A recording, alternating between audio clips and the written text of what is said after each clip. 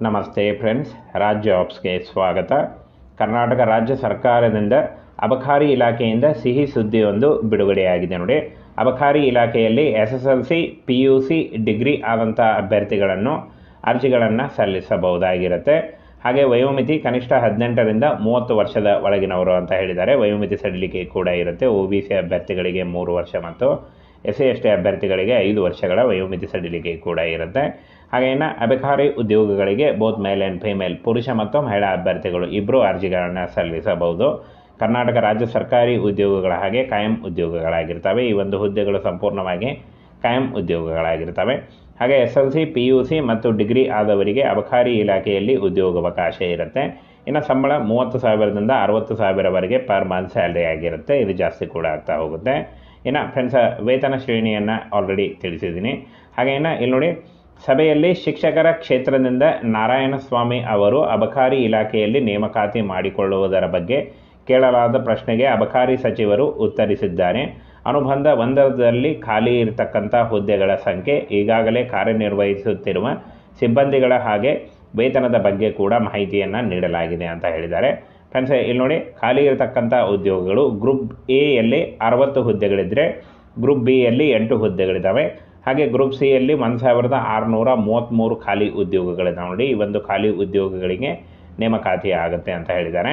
ಹಾಗೇನ group ಡಿಯಲ್ಲಿ ಬರ್ತಕ್ಕಂಥ ಚಾಲಕರ ಹುದ್ದೆಗೆ ಹಿರಿಯ ವಾಹನ ಚಾಲಕರು 14 ಹುದ್ದೆಗಳು, ಅಬಕಾರಿ ಕಾನ್ಸ್ಟೇಬಲ್ 573 ಹುದ್ದೆಗಳು, ಹಾಗೆ ಮುಖ್ಯ ಪೇದೆ 165 ಹುದ್ದೆಗಳು, ಬೆರಳಚ್ಚುಗಾರ 46 ಹುದ್ದೆಗಳಿದ್ದರೆ ದ್ವಿತೀಯ ದರ್ಜೆ ಸಹಾಯಕರು 137 ಹುದ್ದೆಗಳು, ಶೀಘ್ರ ಲಿಪಿಗಾರರು 34 ಹುದ್ದೆಗಳು, ಹಾಗೆ ಪ್ರಥಮ ದರ್ಜೆ ಸಹಾಯಕರು 136 ಹುದ್ದೆಗಳು ಖಾಲಿ ಇದೆ.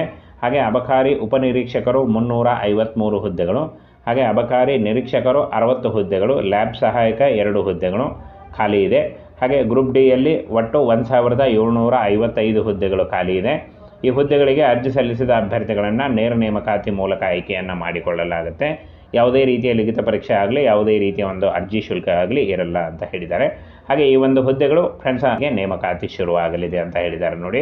ಫ್ರೆಂಡ್ಸ್, ಇದಿಷ್ಟು ಒಂದು ಅಬಕಾರಿ ಇಲಾಖೆಯಲ್ಲಿ ಖಾಲಿ ಇರತಕ್ಕಂಥ ಹುದ್ದೆಗಳ ನೇಮಕಾತಿಯ ಒಂದು ಇನ್ಫಾರ್ಮೇಷನ್ ಆಗಿತ್ತು ನೋಡಿ. ಏನು ಕೆಲವೇ ದಿನಗಳಲ್ಲಿ ಈ ಒಂದು ನೇಮಕಾತಿಗೆ ಅರ್ಜಿಗಳನ್ನು ಕರೆಯಲಾಗುತ್ತೆ ನೋಡಿ. ನೋಟಿಫಿಕೇಶನ್ ಕೂಡ ಬಿಡುಗಡೆ ಮಾಡಲಾಗುತ್ತೆ.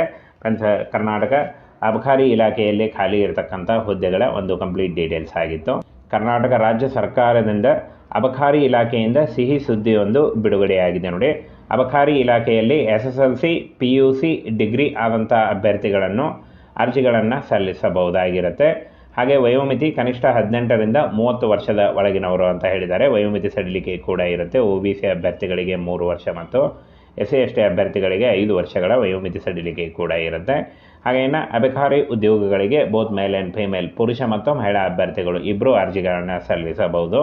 ಕರ್ನಾಟಕ ರಾಜ್ಯ ಸರ್ಕಾರಿ ಉದ್ಯೋಗಗಳ ಹಾಗೆ ಕಾಯಂ ಉದ್ಯೋಗಗಳಾಗಿರ್ತವೆ. ಈ ಒಂದು ಹುದ್ದೆಗಳು ಸಂಪೂರ್ಣವಾಗಿ ಕಾಯಂ ಉದ್ಯೋಗಗಳಾಗಿರ್ತವೆ. ಹಾಗೆ SLC PUC ಮತ್ತು ಡಿಗ್ರಿ ಆದವರಿಗೆ ಅಬಕಾರಿ ಇಲಾಖೆಯಲ್ಲಿ ಉದ್ಯೋಗಾವಕಾಶ ಇರುತ್ತೆ. ಇನ್ನು ಸಂಬಳ 30,000ದಿಂದ 60,000ವರೆಗೆ ಪರ್ ಮಂತ್ ಸ್ಯಾಲ್ರಿ ಆಗಿರುತ್ತೆ. ಇದು ಜಾಸ್ತಿ ಕೂಡ ಆಗ್ತಾ ಹೋಗುತ್ತೆ. ಇನ್ನು ಫ್ರೆಂಡ್ಸ್, ವೇತನ ಶ್ರೇಣಿಯನ್ನು ಆಲ್ರೆಡಿ ತಿಳಿಸಿದ್ದೀನಿ. ಹಾಗೇನ ಇಲ್ಲಿ ನೋಡಿ, ಸಭೆಯಲ್ಲಿ ಶಿಕ್ಷಕರ ಕ್ಷೇತ್ರದಿಂದ ನಾರಾಯಣಸ್ವಾಮಿ ಅವರು ಅಬಕಾರಿ ಇಲಾಖೆಯಲ್ಲಿ ನೇಮಕಾತಿ ಮಾಡಿಕೊಳ್ಳುವುದರ ಬಗ್ಗೆ ಕೇಳಲಾದ ಪ್ರಶ್ನೆಗೆ ಅಬಕಾರಿ ಸಚಿವರು ಉತ್ತರಿಸಿದ್ದಾರೆ. ಅನುಬಂಧ 1ರಲ್ಲಿ ಖಾಲಿ ಇರತಕ್ಕಂಥ ಹುದ್ದೆಗಳ ಸಂಖ್ಯೆ, ಈಗಾಗಲೇ ಕಾರ್ಯನಿರ್ವಹಿಸುತ್ತಿರುವ ಸಿಬ್ಬಂದಿಗಳ ಹಾಗೆ ವೇತನದ ಬಗ್ಗೆ ಕೂಡ ಮಾಹಿತಿಯನ್ನು ನೀಡಲಾಗಿದೆ ಅಂತ ಹೇಳಿದ್ದಾರೆ.